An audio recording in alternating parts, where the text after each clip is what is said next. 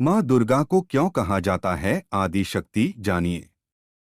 माता दुर्गा को इस सृष्टि की आद्य शक्ति यानी कि आदि शक्ति कहा गया है।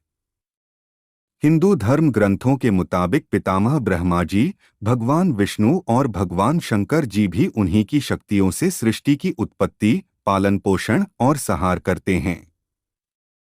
हिंदू धर्म माता दुर्गा की पूजा बड़ी ही आस्था के साथ की जाती है। ऐसा माना जाता है कि माँ दुर्गा जिस भक्त से प्रसन्न होती हैं, उसके जीवन के सभी कष्टों का नाश कर देती हैं। दुर्गा जी की तुलना परम ब्रह्मा से की जाती है। दुर्गा को आदि शक्ति, प्रधान प्रकृति, गुणवती माया, बुद्धितत्व की जननी और विकार रहित बताया गया है। कहते हैं कि माँ दुर्गा अपने भक्तों को अंधकार और अज्ञानता से बचाती हैं। माँ अपने भक्तों के लिए अत्यंत कल्याणकारी हैं। माँ दुर्गा को आदि शक्ति भी कहा जाता है। क्या आप जानते हैं कि दुर्गा जी का नाम आदि शक्ति क्यों पड़ा है और उनके इस रूप की क्या विशेषताएं हैं? हम आपको इसी बारे में बता रहे हैं। माता दुर्गा के आदि शक्ति स्वरूप को लेकर एक कथा प्रचलित है। इसके मुताबिक एक बार देवतागण राक्षसों के अत्याचारों से तंग आकर ब्रह्मा जी के पास गए। ब्रह्मा जी ने बताया कि दैत्यराज को वरदान मिला हुआ है कि उसकी मृत्यु किसी कुंवारी कन्या के हाथ से ही होगी।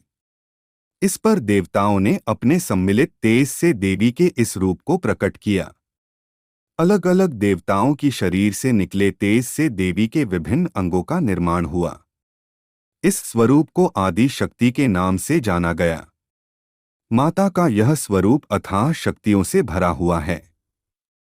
माता दुर्गा को इस सृष्टि की आद्य शक्ति यानी कि आदि शक्ति कहा गया है।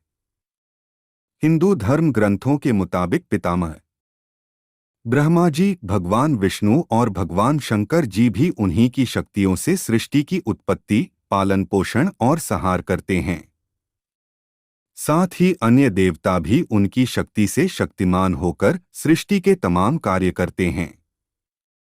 इस प्रकार से दुर्गा जी के आदि शक्ति स्वरूप के तेज को समझा जा सकता है। कहते हैं कि माता दुर्गा के आदि शक्ति स्वरूप की आराधना में जीवन की सभी समस्याओं का समाधान छिपा हुआ। अमृत प्राप्त करने की सलाह दी।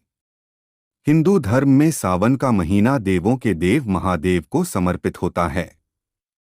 इस महीने में भगवान शिव और माता पार्वती की श्रद्धा भाव से पूजा उपासना की जाती है।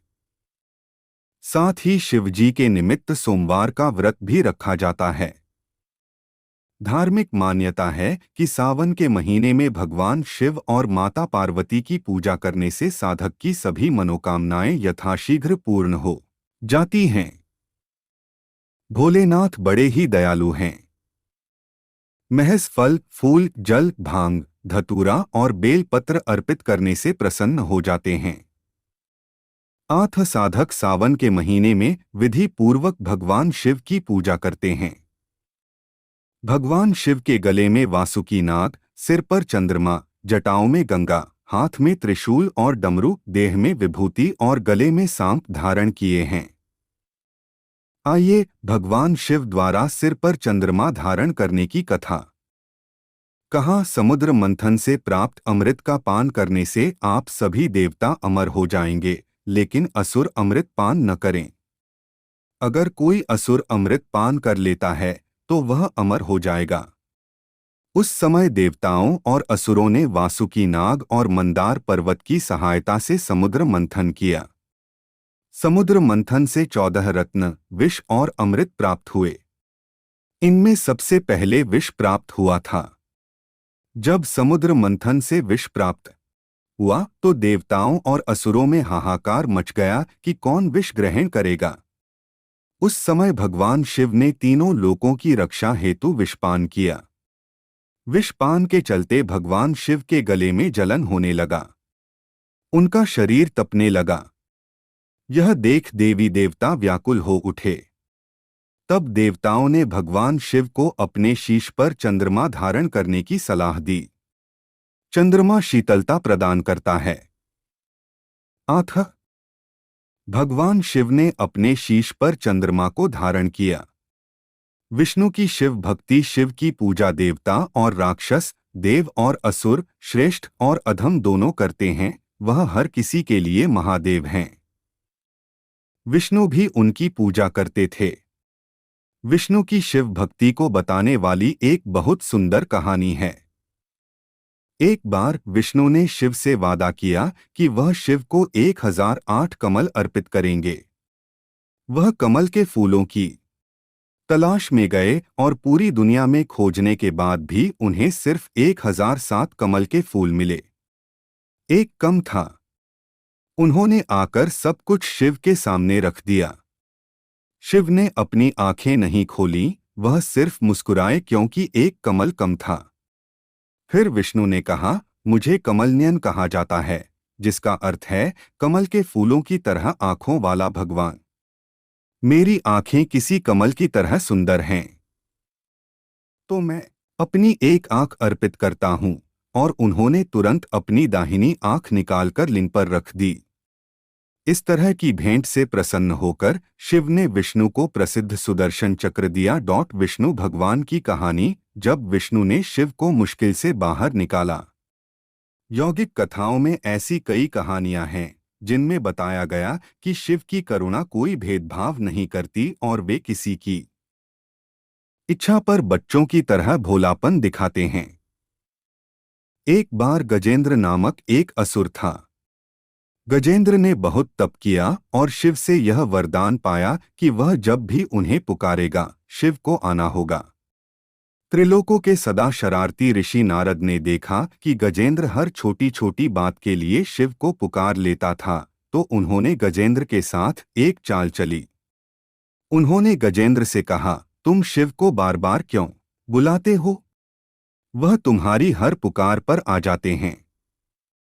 क्यों नहीं तुम उनसे कहते कि वह तुम्हारे अंदर आ जाए और वहीं रहें, जिससे वह हमेशा तुम्हारे अंदर होंगे। गजेंद्र को यह बात अच्छी लगी और फिर उसने शिव की पूजा की। जब शिव उसके सामने प्रकट हुए तो वह बोला, आपको मेरे अंदर रहना होगा, आप कहीं मत जाइए। शिव अपने भोलेपन में एक लिंग के रूप में गजेंद्र में प्रवेश कर गए और वहां रहने लगे। फिर जैसे जैसे समय बीता, पूरा ब्रह्मांड शिव की कमी महसूस कर रहा था। कोई नहीं जानता था कि वह कहाँ है। सभी देव और गण शिव को खोजने लगे। काफी खोजने के बाद जब कोई यह पता नहीं लगा पाया कि वह कहाँ है, तो वे हल ढूंढने के लिए विष्णु के पास गए। विष्णु ने स्थिति देखी और कहा, वह गजेंद्र के अंदर हैं। फिर देवों ने उनसे पूछा कि वे शिव को गजेंद्र के अंदर से कैसे निकाल सकते हैं, क्योंकि गजेंद्र शिव को अपने अंदर रखकर अमर हो गया था। हमेशा की तरह विष्णु सही चाल लेकर आए। देवगण शिव भक्तों का रूप धरकर गजेंद्र के राज्य में आए और बहुत भक्ति के साथ शिव का स्तुतिगान करने लगे। शिव का महान भक्त होने के कारण गजेंद्र ने इन लोगों को अपने दरबार में आकर गाने और नाचने का न्योता दिया। शिव भक्तों के वेश में देवों का यह दल आया और बहुत भावनाओं के साथ बहुत भक्तिपूर्वक वे शिव के लिए भक्तिगीत गाने और नाचने लगे। शिव जो गजेंद्र के अंदर बैठे हुए थे, अब खुद को रोक नहीं सकते थे, उन्हें जवाब देना ही था। तो वह गजेंद्र के टुकड़े टुकड़े करके उससे बाहर आ गए।